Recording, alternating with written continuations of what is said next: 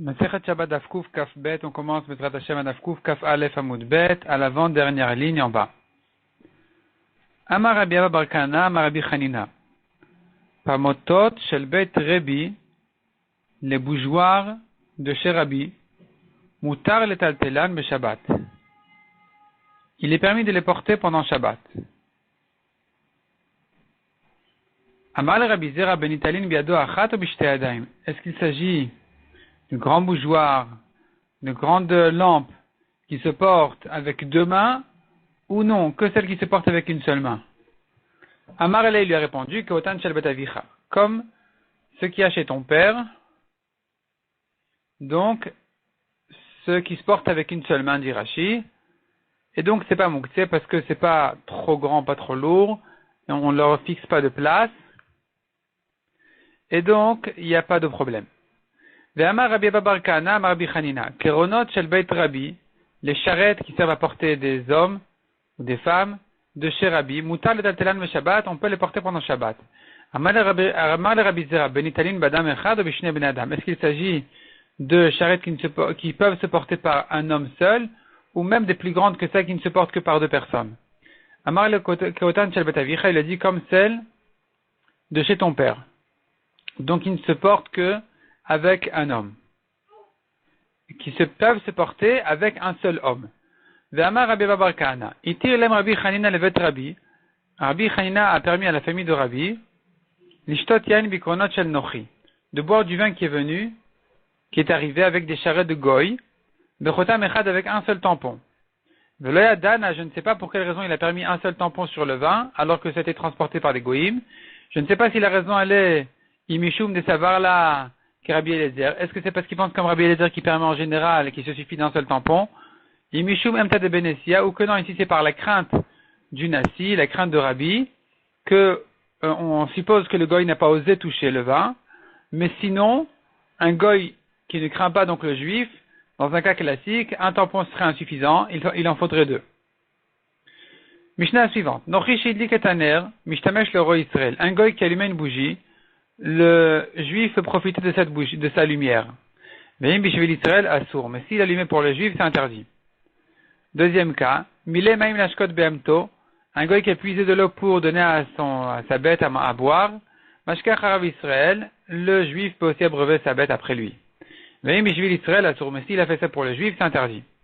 Asan Nochi Kevesh le Redbo, troisième cas, un goy qui a fait un pont pour descendre du bateau pendant Shabbat.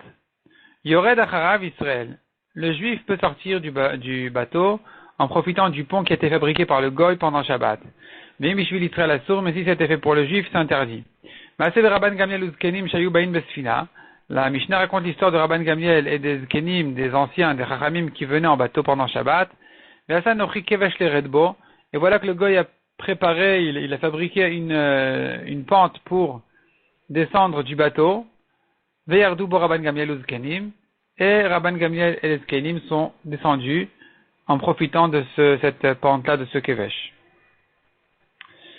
Utsricha, l'Agma dit la Mishnah a eu besoin de se répéter 3 fois. Deyash Meinan Ner, car si elle avait enseigné que le cas de la bougie, j'aurais dit, dans ce cas-là, il est permis aux Juifs de profiter de la bougie qui est allumée pour le Goy. Mishum de Ner Lechad Ner Lemea, car une bougie pour un, elle peut servir aussi à 100 personnes, il n'y a pas de différence. Donc on ne craint pas que le Goy risque d'allumer une bougie de plus pour le Juif. De toute façon, il peut profiter de la même bougie. Aval Maim, mais de l'eau. Dire que le Juif va profiter de l'eau que le Goy a puisée, j'aurais pu croire que c'est interdit. L'Ixar, on devrait décréter, d'Ilma Atil Afouché, de peur qu'il risque de prendre plus de quantité, Mishvil Israël, pour le Juif. Donc on devrait interdire aux Juifs de profiter de l'eau qui a été puisée par le Goy pendant Shabbat, qui était sortie donc du Reshut et de Reshut Rabim. Vient la Mishnah nous apprendre que non, puisque le Goy a puisé toute cette eau-là pour lui-même, s'il en reste, le Juif peut en profiter. Troisième cas avec Kevesh Lamali. L'histoire du Kevesh, du pont, du bateau, pourquoi est-ce que la Mishnah a eu besoin de citer ce cas-là? Répond la Gemara, Maaseh de Rabban Gamliel Uzkenim Kamash Malan. La Mishnah n'est venue ici qu'en réalité raconter l'histoire de Rabban Gamliel avec les Uzkenim, c'est pour ça qu'elle a introduit la halakha de ce cas-là. Tanu Rabbanan. Nochi Sheliket Asavim, un goy qui a ramassé des herbes, Machil Acharav Israël, le juif peut profiter de ces herbes-là pour ensuite donner à sa bête à manger. Veille Mishvil Israël Assour, mais s'il les a ramassés pour le juif, c'est interdit. Milemaim Nashkot Behemto, le goy qui a rempli de l'eau pour donner à sa bête, Mashke Acharav Israël, le juif peut donner à sa bête aussi à boire après lui. Veille Mishvil Israël Assour, mais si le goy est épuisé pour le juif, c'est interdit. Bamed Varim Amurim She'en Makiro. Quand est-ce qu'on a dit ces paroles-là? C'est dans le cas où il ne le connaît pas.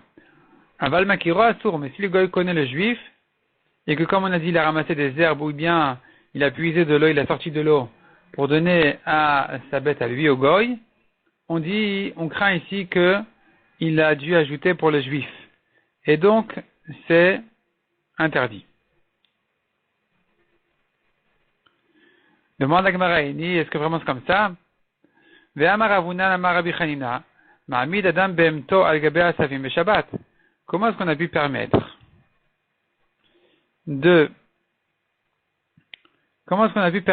de donner les herbes qui ont été cueillies par le goy pendant Shabbat à sa vache du juif, en disant le goy en a ramassé suffisamment pour lui-même, et ce qui reste est permis au juif, puisqu'il ne connaît pas. Pourtant, on voit que la halakha est qu'un homme a le droit, d'une part, un homme a le droit de placer sa vache sur des herbes, de situer sa vache sur des herbes pendant Shabbat, même si c'est attaché à la terre, et elle va manger comme ça. On ne craint pas que le propriétaire de la vache risque de détacher de la terre pour donner à sa vache. Avalol gabe muktzeh beshabbat, mais pas sur du muktzeh. Un homme n'a pas le droit de mener sa vache à un endroit où il y a du muktzeh, car on craint que quand sa vache va manger de ce muktzeh-là, son propriétaire risque de ses propres mains en prendre et les donner à sa vache. Donc ici aussi, quand le goy a cueilli des herbes pendant Shabbat, même s'il en reste, ça devrait être interdit aux juifs de peur qu'ils les prennent avec ses mains. Répond la Gemara de Kaim la Be'apa. Ici, effectivement, il ne s'agit pas que le juif va se situer vraiment sur les herbes qui ont été cueillies par le goy pendant Shabbat. Il s'agit ici d'une autre solution. Il se tient devant elle, devant la vache. Ve'azlahi, et la vache, elle va. Ve'achla, elle mange d'elle-même. Il la bloque un peu de manière à ce qu'elle ne puisse pas aller ailleurs que vers les herbes qui ont été cueillies pendant Shabbat. Mais lui-même ne s'approche pas de là-bas, donc il n'y a pas crainte qu'il risque de les ramasser, de les tenir de sa propre main. D'autre part, il aura le droit d'en profiter parce que le goy ne le connaît pas et qu'il a fait ça pour lui-même et pas pour le juif. Amarmar. Bamed varim amurim shel makiro. La Gemara reprend ce qu'on a vu dans la Braïta, à condition qu'ils ne le connaissent pas. Aval makiro assour, mais si le goy connaît le juif, il interdit au juif d'en profiter. Demande la Gemara. Rabban Gamliel makiro ava. Pourtant, Rabban Gamliel il était dans le bateau avec le goy. Quand le goy a fait ce petit pont-là, cette petite pente, pour descendre du bateau, finalement, il se trouve que quand Rabban Gamliel va profiter de ça, il profite du travail d'un goy qui le connaissait, puisqu'ils étaient ensemble dans le bateau. Répond la Gemara de réponse. Première réponse à Marabaye, Shelo Befanav Hava. Le goy n'était pas devant Rabban Gamliel, donc quand il a fabriqué cette chose-là, il ne pensait pas à Rabban Gamliel. Il a fait ça que pour lui-même. Donc le goy avait construit cette pente-là pour descendre lui-même du bateau, et ensuite Rabban Gamliel il en a profité, c'est pas grave, même si le goy le connaissait. Rav Amar a fait le thème Befanav. Rav a dit, mais quel est le problème, même si le goy connaît le juif, puisqu'ici, il n'y a pas à craindre qu'il fasse plus de quantité pour le juif. Du moment que le goy lui-même en a profité, et que de cette même chose-là, le juif peut profiter, alors on ne craint pas qu'il va en ajouter. Ner l'echad, ner l'emea. Une bougie peut éclairer à une personne, peut éclairer à 100 personnes. 100 personnes peuvent profiter d'une bougie de la même manière qu'une personne peut en profiter. Donc on n'a pas à craindre qu'il va en ajouter. Il n'a pas besoin d'allumer une deuxième bougie. La pièce est éclairée déjà. Ça y est, il a allumé la lumière. La pièce est éclairée. Il n'a pas besoin d'allumer 100 lumières pour 100 personnes. Une fois que la pièce est éclairée, elle est éclairée. Donc ici aussi, le pont a été construit là, la pente a été construite. Pour le goy lui-même, même s'il connaît le juif, quel est le problème? Il n'a pas à faire une deuxième pente pour le juif, il pourra sortir par la même. Dans ce cas-là, même si le goy connaît le juif, il est permis d'en profiter. Mais Tivel Agmara vient objecter. Amar Laen Rabban Gamliel, Rabban Gamliel leur a dit, Ho'il veshela befanenu asao, nered bo. Rabban Gamliel a dit aux Zkenim qui étaient avec lui, puisque le goy a construit, a fabriqué cette pente-là, pas devant nous, alors on n'a qu'à descendre par là-bas, on peut en profiter. Donc on voit d'ici clairement que c'est que parce qu'ils n'étaient pas devant lui. S'ils étaient devant lui, on n'aurait pas dit que ner lechad, ner lemea. Ils ont qu'à en profiter. De toute façon, le goy, on n'a pas à craindre qu'il en fasse plus pour les juifs. Ils ont qu'à profiter du même que celui qui a servi au goy. On ne dit pas cette svara. On dit non, il faut que vraiment le goy ne les voit pas pour permettre aux juifs d'en profiter. Répond la Gemara.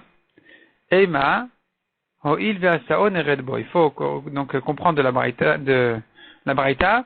Rabban Gamliel a dit aux Zkenim, puisque le goy l'a fait, on n'a qu'à descendre avec, on n'a qu'à en profiter. Le fait qu'il ait fait devant nous ou pas devant nous n'a pas d'importance. Peut-être qu'il a fait pas devant nous, mais c'est pas ça ce qui compte.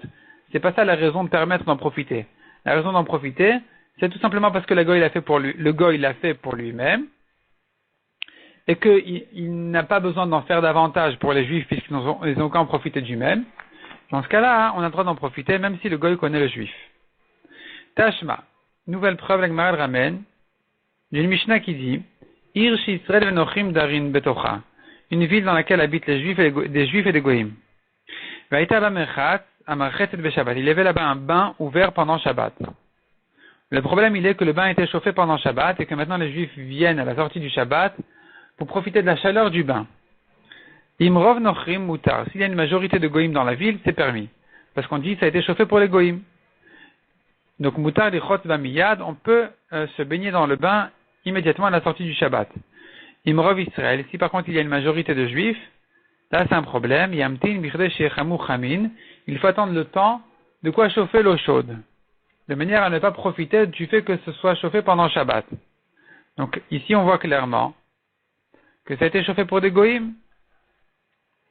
Et malgré tout, on n'a pas besoin de chauffer davantage pour les juifs. C'est pas parce qu'il y a aussi des juifs qu'il faut que la température soit plus chaude. On n'a pas à chauffer davantage parce qu'il y a aussi des juifs. Donc ici, ça re-rentre dans le cas comme la bougie, la lumière, et pas dans le cas des herbes où on craignait qu'ils risquent d'en cueillir plus pour le juif.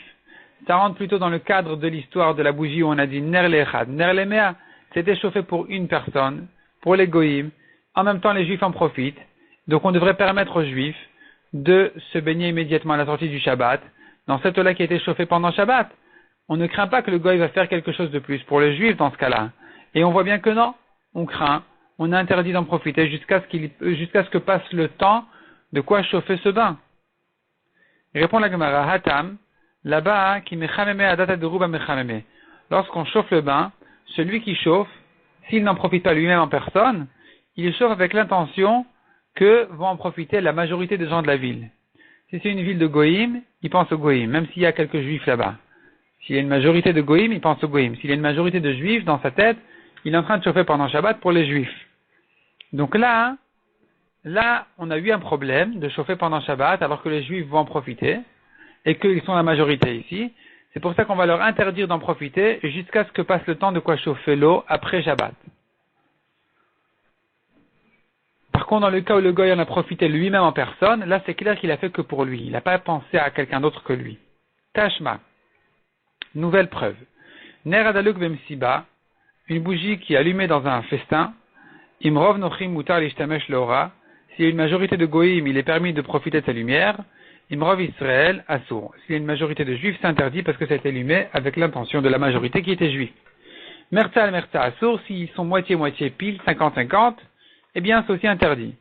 Donc à nouveau on voit que malgré que la même bougie peut servir aux juifs autant qu'aux goy, on a quand même interdit aux juifs d'en profiter. Répond la Gemara, Atamnami, là-bas aussi c'est la même svara, qui madleke, lorsqu'on a allumé cette bougie, on tourne la page, Adata de Ruba madleke. On l'a allumé avec l'intention de la majorité de la ville, plutôt de la majorité de cette fête-là, de ce festin, et donc puisqu'il y a une majorité de juifs, c'est un problème. Tandis que dans le cas où le goy en profitait lui-même en personne, un goy qui s'est allumé pour lui la lumière, qui s'est allumé une bougie pour lui-même, et qu'ensuite le juif en profite, ça c'est pas un problème. Mais s'il l'allumait pas pour lui, mais que pour ceux qui sont ici assis, lui il vient de l'extérieur, il vient, il allume et il sort, là on dit qu'il avait dans la tête de le faire avec l'intention de le faire pour la majorité des personnes qui sont là. C'est pour ça qu'on a dit que s'il y a un rov Israël, un rov de juifs, c'est un problème. Shmuel raconte la Gemara, Ikla le Gabei Avin Toran. Shmuel est arrivé chez Avin Toran, c'est le nom de quelqu'un avec son endroit. Ataounochri est venu un goy Adlik Shraga. Il a allumé une bougie. Adrinu Shmuel a appelé. Shmuel a tourné sa tête pour ne pas profiter de la lumière de la bougie qui était allumée pour eux. Kevan de Chazadeit Ishtar, le Kakari, quand il a vu Shmuel que le goy a amené un contrat, il a amené un papier et il commençait à lire. Amar, Adat Adenafshu Deadlik. Shmuel a dit, apparemment, le goy allumé pour lui-même. Adrinu Ihula Pega Beshraga. Et donc Shmuel a retourné sa face en direction de la bougie pour profiter de la lumière, en comprenant que la lumière a été allumée pour le goy lui-même, donc finalement il n'y a plus de problème que le juif en profite. Hadran Alach Kol Kitve. On commence le 17e Pérek. Ce Pérek-là, Bezrat Hashem, donc va traiter les questions de Mukte. Voyons la Mishnah. Kol Hakelim Nitalin Bashabbat. Tous les objets peuvent être portés pendant Shabbat, Vedatoten Imahen, et même leurs portes avec, comme des armoires. Les armoires sont portées avec leurs portes, non seulement si la porte elle est dans l'armoire, mais même si elle s'est décomposée, elle est sortie de l'armoire, Afalpi Shenit Parkou, même si ça a été décomposé, on a le droit de les porter, c'est pas Mukte. Shenan domine Daltot Abayit. Contrairement aux portes de la maison qui, elles, sont vie Mukte, les filles, Shenan Minamuchan, car elles n'ont pas été prévues pour ça avant Shabbat, donc c'est Mukte quand elles se sont détachées de la maison, tandis que les portes des objets, les portes, comme on a dit, des armoires, ça, c'est différent, puisque l'objet lui-même, il pouvait être porté avant Shabbat, il était prévu à cette utilisation d'être porté pendant Shabbat, donc sa porte en même temps, elle n'était pas Mukte, elle était prévue à être utilisée, donc c'est pas Mukte, on peut porter pendant Shabbat, même si ça s'est décomposé. Autre halakha dit la Mishnah. Notel Adam Kurnas, les Fateh Boeta et Gozin. Un homme a le droit de prendre un marteau pour ouvrir avec les noix. Kardom, l'artor Bota Dvela. Ou bien, un kardom, c'est encore un outil pour couper avec la Dvela. Dvela, c'est-à-dire, c'est plein de figues sèches qui sont collées très fort, qui forment un gâteau, un genre de gâteau, et il est très difficile à les séparer, à les couper, donc on prend cet outil-là et on tape dessus, et voilà que ça va se séparer en deux, ça va se couper de cette manière-là, et donc on a permis d'utiliser cet outil-là pour justement couper la Dvela en question. Megera, il est permis aussi d'utiliser une scie, la Gorba et Agvina, pour scier avec le fromage. Magrefa, un râteau, l'igrof batagrogarot, pour tirer avec les petites figues du tonneau. Et arachat, la pelle, vetamalgez ou la fourche, la tête à la katan, pour servir dessus à un petit. On pose dessus un gâteau et on le tend à l'enfant. Et donc il est permis d'utiliser ces outils-là qui sont a priori mukte. On peut les utiliser quand même pour s'en servir pour quelque chose qui n'est pas mukte. Et ta couche vetakarkar litrovo. Couche vetakarkar, ce sont des choses pointues qui servent à coudre ou à tisser. On s'en sert pour ce genre de travail. Et lui, il veut piquer avec un fruit pour le manger, c'est permis. Machatcheliad litol botakot. On a le droit d'utiliser aussi une aiguille qui sert à coudre litol botakot pour retirer avec une écharde. Michel Sakaim, et une aiguille épaisse qui sert à faire des sacs, l'histoire botadelet, on peut l'utiliser aussi pour ouvrir avec la porte. La Gemara reprend ce qu'on a vu au début de la Mishnah. Kola kelim italin, tous les objets sont portés pendant Shabbat. Ve'afalpi shenit parku ba Shabbat. La Gemara a l'impression de lire dans la Mishnah comme ça. Donc si on lit la parenthèse dans la Mishnah, on dit comme ça. Afalpi shenit parku ba Shabbat, même si ça s'est décomposé, donc les portes sont sorties de l'armoire pendant Shabbat, il est permis de porter ces portes-là. La Gemara veut dire, donc tu veux dire par la velom ibaya bechol, et donc c'est même pas la peine de dire que si elle s'est décomposée pendant un jour de chol, que évidemment qu'il est permis de porter cette porte-là en question pendant Shabbat. Adraba, la svara elle va dans l'autre sens complètement. Beshabbat, muchanin al gabe avien. Si ça s'est décomposé pendant Shabbat, alors je dis à l'entrée du Shabbat, ces portes-là étaient prévues à être utilisées, muchanin, c'était prêt. C'est pas mukté, c'est pas éloigné, c'est pas écarté de sa tête. al-gabé avienne, sur leur père. L'armoire, c'est le père de la porte. Elle est attachée, elle est accrochée sur l'armoire, elle sert à l'armoire. Donc l'armoire, c'est l'essentiel. Et la porte, elle vient servir à l'armoire. Donc on appelle l'armoire le père de la porte. Puisqu'à l'entrée du Shabbat, la porte, elle servait encore à l'armoire. Des petites armoires, des trucs comme ça. Dans ce cas-là, c'était pas mouktsé. Mais si ça s'est décomposé déjà bechol, en jour de chol, alors ça ne servait plus à rien. Déjà à l'entrée du Shabbat, ça ne servait à rien. Alors, pourquoi est-ce que c'est si évident que ça, que c'est pas mouktsé? Au contraire, en mouchanin al-gabé avien, c'était pas prévu à ça. C'était pas accroché encore à leur père à l'armoire pour dire que c'était prévu être utilisé pendant Shabbat. Donc, dire que même si ça s'est décomposé pendant Shabbat, il est permis de porter, c'est étonnant, le même si. C'est au contraire, on devrait dire même si avant Shabbat ça s'est décomposé, on peut quand même le porter pendant Shabbat. Mais la Mishnah ne dit pas comme ça, elle dit même si ça s'est décomposé pendant Shabbat. Elle répond à la Gemara, on a mal mis la virgule, on a mal lu la Mishnah. Amar Abaya Chikamar, voilà ce que la Mishnah nous dit. Kol hakelim italin va Shabbat, tous les objets sont portés pendant Shabbat, vedatoten imen et leur portent avec eux, afalpi shinit parku, bechol, même si elles se sont décomposées pendant chol, nitalin va Shabbat, on les porte pendant Shabbat. Donc quand on a dit même si les portes se sont décomposées pendant Shabbat, c'est pas qu'elles se sont décomposées pendant Shabbat. Les mots pendant Shabbat se rapportent sur le début de la phrase. On peut porter tous les objets avec leurs portes, même si ça s'est décomposé. Pendant Shabbat, on peut les porter. Ça s'est décomposé, les portes sont sorties quand? Avant Shabbat, malgré tout, on peut les porter même pendant Shabbat. Tanoura Banan, nouvelle braïta. Delet shel shida v'shel teva v'shel migdal. Une porte de toutes sortes d'armoires, qui s'appelle shida ou teva ou migdal. Ce sont de différentes sortes d'armoires. Notlin, on peut retirer la porte, l'enlever, avalo martirin, mais pas la remettre. Mais shaloul shel tarnegolim, une porte de poulailler, lo notlin velo martirin. On n'a pas le droit ni de la retirer ni de la remettre. Bishlama demande à Gemara. On comprend bien le cas de Shalou Shel Tarnegolim, la porte du poulailler. Kassavar, ce Tana-là, il pense, Kevan Emechabre Be'ara, puisque c'est fixé au sol, fixé à la terre, Yesh Binan Bekarka, Yesh Tira Bekarka. Il y a un travail de construction pour ce qui est attaché à la terre, et il y a aussi une melacha de destruction. Donc, c'est interdit pendant Shabbat. Et la Shel Shida Veshel Teva Veshel Migdal, mais en ce qui concerne les portes des armoires, Maï Kassavar, que pense cette braïta? Si elle pense qu'il y a un problème de construction même dans les objets, alors on devrait, de la même manière qu'on interdit de les placer, de les rentrer, de les mettre, de remettre les portes à leur place, on devrait interdire aussi de les sortir. On devrait dire qu'il y a aussi un problème de destruction dans les objets. Et si tu permets de détruire, donc d'enlever, tu dis il n'y a pas de destruction, ça s'appelle pas détruire, alors en binan bekelim, on devrait permettre aussi de les remettre parce qu'il n'y a pas non plus de construction dans les objets. Donc on devrait même permettre de les remettre. Autrement dit, pourquoi est-ce que cette vérité fait-elle une différence entre sortir les portes et les remettre? Sortir c'est permis, remettre c'est interdit. Et répond la Gemara Marabaye. Le Olam Kassava, en réalité, ce Tana, il pense, yesh binan bekelim, yesh tira bekelim. Il y a un problème de construction, de destruction, même dans les objets, même dans les armoires. Et donc, a priori, il serait interdit non seulement de les remettre, mais même de les enlever, les portes des armoires. Est-ce que tu as demandé Nitalim Bashabat pour quelle raison on peut les sortir? C'est faux. Il ne faut pas lire comme ça dans la Braïta, il faut dire Veshenitlu Keamar. Si ça a été sorti, si c'était retiré de l'armoire, eh bien, on n'a pas le droit de le remettre.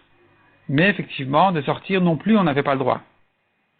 Amar le Ravash de Tchuvot Badavar. Rava dit à Abaye, il y a deux réponses à ce que tu dis. C'est-à-dire deux objections. On peut ramener tes paroles de deux manières. Ramener, ça veut dire en arrière. Donc Rava, il repousse Abaye de deux manières. Premièrement, il dit Chada de Notlin Ktane. Ne me dis pas Shenitlu, qui ont été les portes qui ont été retirées. Il est écrit clairement dans la Braïta, Notlin, on peut les retirer. Donc comment comprendre ce mot? Ve'od, deuxièmement. Maï avallo marzirin, que veut dire mais on n'a pas le droit de les remettre. Sous-entendu, on avait le droit de les retirer.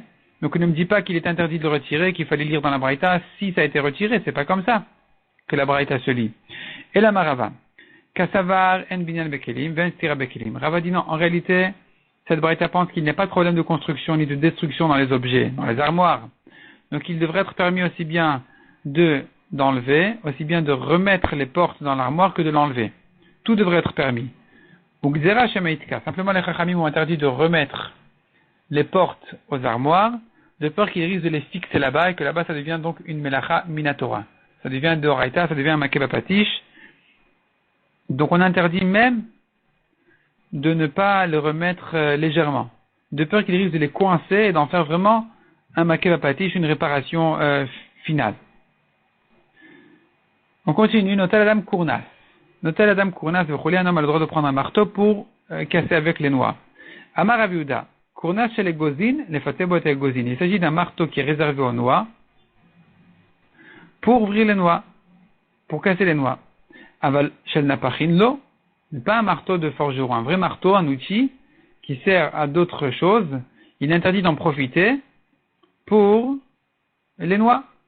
Kassavar, lui Rav Yehuda pense, d'avoir chez l'artolé issour, un outil qui sert, dont le travail habituel est interdit à faire pendant Shabbat, comme le marteau, à fil le tor goufa assour. Il est interdit d'en profiter, de l'utiliser même pour lui-même. On n'aura pas le droit de prendre ce marteau-là, même pour l'utiliser lui-même, pour faire quelque chose de permis, comme de casser les noix.